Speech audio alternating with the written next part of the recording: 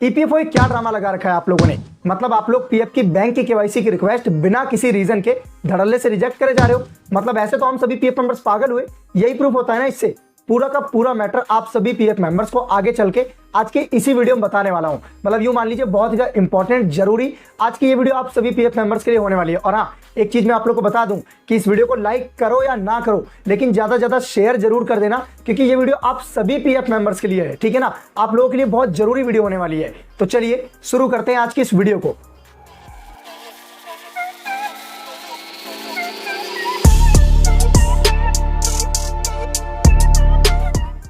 अब देखिए, मैं आप लोगों को पूरी की पूरी सच्चाई बताता हूं, जो मेन कहानी है वो मैं आप लोगों को बताता हूं, बिल्कुल ध्यान से सुनेगा। अब हो क्या रहा है कि जब भी बहुत से पीएफ मेंबर्स अपने पीएफ अकाउंट में अपनी बैंक की केवाईसी की रिक्वेस्ट लगा रहे हैं, मतलब कि अपना बैंक अकाउंट ऐड कर रहे हैं, तो रिक्वेस्ट लगाने के 1 से 2 दिनों बाद ही जो केवाईसी है वो रिजेक्ट कर दी जा रही है। ठीक है, रिजेक्ट कर दी जा रही है, जी हाँ। अब रीजन क्या आ रहा है वो मैं आप लोगों को बताता हूं, जो बड़े बड़े मेन रीजन है, ठीक है, वो मैं आप लोगों को बताता हूं, ध्यान से सुनिएगा। अभी सिर्फ सुनिएगा, ठीक है। पहला रीजन क्या आ रहा है, नेम मिसमैच, कि भैया आपका नेम ही मिसमैच है ना। 80% पीएफ मेंबर्स के साथ ये दिक्कत आ रही है केवाईसी की रिक्वेस्ट लगाते हुए, और डंके की चोट पे कह सकता हूं आपके साथ भी आ रही होगी, ठीक है। एक सुन लिया, दूसरा सुनेगा, अभी सिर्फ सुनने का काम करो।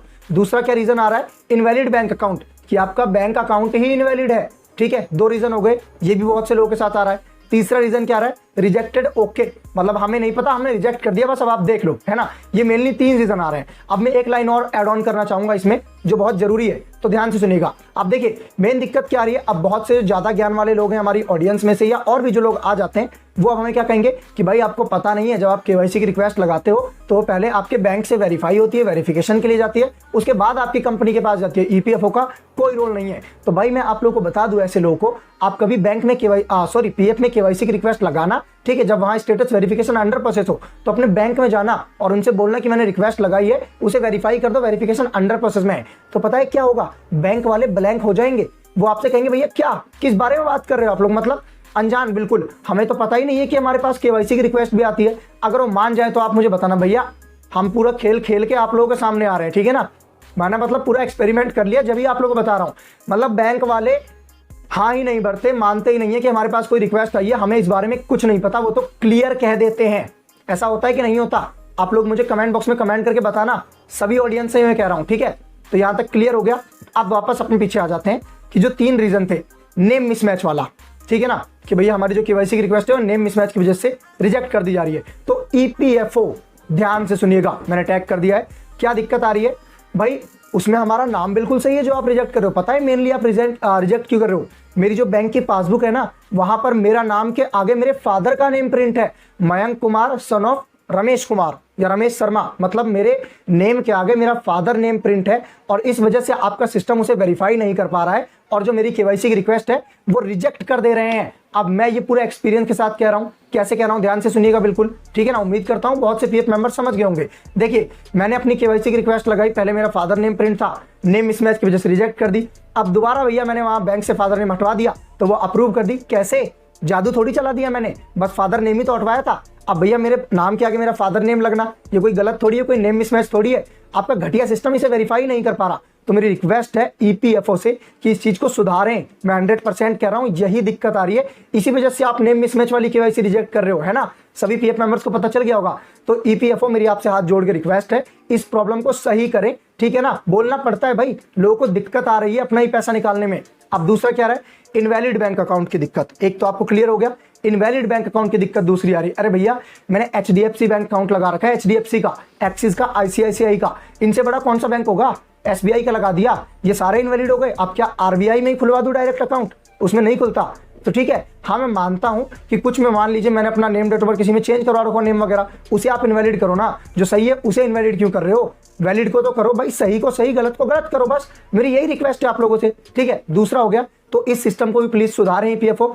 अब तीसरा क्या हो गया, रिजेक्टेड ओके, मतलब हमने तो रिजेक्ट कर दिया, हमें नहीं पता, बस हम नहीं निकालने देंगे आपको पैसा। ईपीएफओ तो ऐसा कहता है। अरे ये क्या बच्चों वाली हरकत हो गई भाई, रिजेक्टेड ओके, आप रीजन बताओ ना मुझे मेनली उसे, ठीक है, समझ रहे हो ना आप। मेरी मेल आईडी ऐड मेल करो, या किसी भी तरीके से मुझे इन्फॉर्म करो ना कि भाई इस वजह से रिजेक्ट हो गया। रिजेक्टेड ओके मैं क्या समझू कि आप मेरा पैसा नहीं निकालने दोगे, इस वजह से रिजेक्ट कर दिया, ऐसे काम नहीं चलेगा भाई।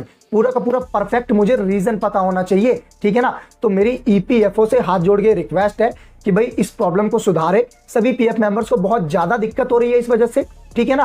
हाँ ठीक है, जो गलत है उसे गलत करो, लेकिन सही को तो गलत मत करो। हमारा है पैसा, हमें ही निकालने दो भाई, चोरी करके थोड़ी लाएं, ठीक है। अब यहाँ तक ओके हो गया। अब आप सभी पीएफ मेंबर से क्या रिक्वेस्ट है, इस वीडियो को ज्यादा से ज्यादा शेयर करिए ताकि ईपीएफओ तक पहुंचे, क्योंकि मुझे पता है कि आप सभी पीएफ मेंबर्स काफी ज्यादा परेशान है, ठीक है ना। भाई पूरा एक्सपेरिमेंट कर रहा हूँ, सब कुछ कर रहा हूँ, जब भी मैं वीडियो बना रहा हूँ कि भाई लोगों के साथ दिक्कत आ रही है। चलिए ठीक है, यहाँ तक तो बात हो गई। अब एक और बहुत अच्छी चीज मैं आप लोगों को बताता हूँ, ईपीएफओ को खासकर ध्यान से सुनिएगा कि आप लोग जो यहाँ तो चलो स्ट्रिक्टनेस आजमा रहे हो, बहुत ज्यादा सख्ती कर रहे हो, ठीक है ना, कि भाई हम तो गलत केवाईसी होने नहीं देंगे, फ्रॉड होने नहीं देंगे। तो एक ध्यान से सुनिएगा, आप विश्वास नहीं मानोगे, मैंने तो ऐसे ऐसे पीएफ देखे हैं कि पीएफ किसी और का, उसमें खाता किसी और का ऐड है और पैसा कोई और निकाल रहा है, मतलब किसी और के पीएफ में किसी और का खाता ऐड होकर चल रहा है। अब वहां कहां गई आपकी स्ट्रिक्टनेस? वहां तो आप लोगों ने केवाईसी भी अप्रूव करवा दी और क्लेम भी पास करवा दिया। बताइए ऐसा कैसे हो गया? पीएफ मेंबर्स कमेंट करिएगा, आपके सामने कभी ऐसा केस आया होगा तो, ठीक है ना। तो यहां कहां गई आपकी सख्ताई कि किसी और का पैसा कोई और ही मौज काट रहा है? तो नहीं जी, गलत को गलत करिए, सही को सही करिए। और मेरी आप सभी पीएफ मेंबर से रिक्वेस्ट है कि इस वीडियो को ज्यादा से ज्यादा शेयर करिए ताकि ये जो वीडियो ईपीएफओ तक पहुंचे। अब मैं आप लोगों को बता दूं, मैंने एक वीडियो बनाई थी नो योर यून वाली, जब दिक्कत आ रही थी इंटरनल सर्वर एरर वाली 1 महीने से। तो अब मैं आप लोगों को बता दूं, मेरी वीडियो बनाने के 1 दिन बाद ही प्रॉब्लम सॉल्व हो गई थी। मुझे नहीं पता मेरी वीडियो की वजह से कैसे हुई, बस मैंने वीडियो बनाई और प्रॉब्लम सॉल्व हो गई। तो भाई ये प्रॉब्लम भी सॉल्व हो जाएगी, आप लोग इस वीडियो को ज्यादा से ज्यादा शेयर करिएगा। और हाँ, आप सभी ईपीएफओ के मेंबर से, तो वो तो हमारे जो हो ही गए, ईपीएफओ का जो स्टाफ है ऑफिस से, वो रिक्वेस्ट है मेरे से हाथ जोड़ के ईपीएफओ से कि इन प्रॉब्लम्स को जल्दी जल्दी आप कह सकते हैं ना सॉल्व करिए, क्योंकि भैया डिजिटल इंडिया है, छोटी छोटी चीजों के लिए ऐसे काम नहीं चलेगा। तो आज की इस वीडियो में बस इतना ही। अगर आप सभी पीएफ मेंबर्स को और किसी टॉपिक पर ऐसी वीडियो चाहिए तो हमें कमेंट बॉक्स में कमेंट करें। धन्यवाद।